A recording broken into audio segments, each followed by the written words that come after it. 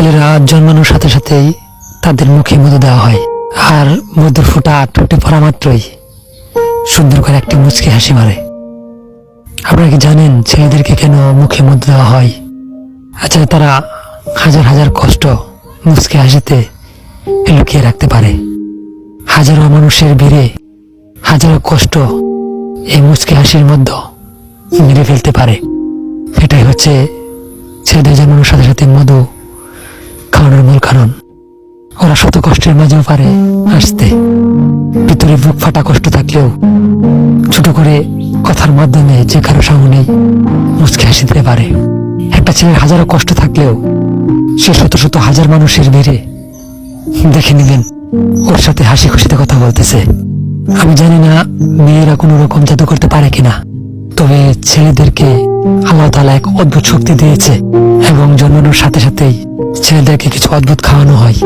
অদ্ভুত কিছু স্পেশাল কিছু মিষ্টান্ন কিছু মুখে দেওয়া হয়, যাতে তারা হাজারো হাজার কষ্ট শত শত বেদনা সেই মুচকি হাসিতে লুকিয়ে রাখতে পারে, সেই মুচকি হাসিতে মেরে ফেলতে পারে।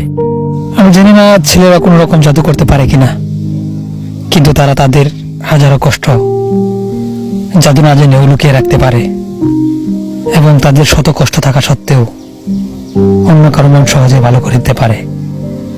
একটা ছেলে যখন কষ্ট পেয়ে আঘাত পেয়ে কাঁপড়াতে কাঁপড়াতে ভেজা চোখে বাড়িতে ফিরে, তখন রাস্তায় দেখা হয় হাজারো বন্ধুর সাথে, হাজারো মানুষের সাথে, হাজারো চেনা অচেনা মানুষের সাথে। ওদের সাথে সে মুচকি হাসি দিয়ে সহজেই তার শত কষ্ট লুকিয়ে ফেলতে পারে। আমি জানি না আল্লাহ তাআলা কেন ছেলেদের এরকম শক্তি দিয়েছে। হয়তো কষ্ট লুকানোর আরেক নামে ছেলে।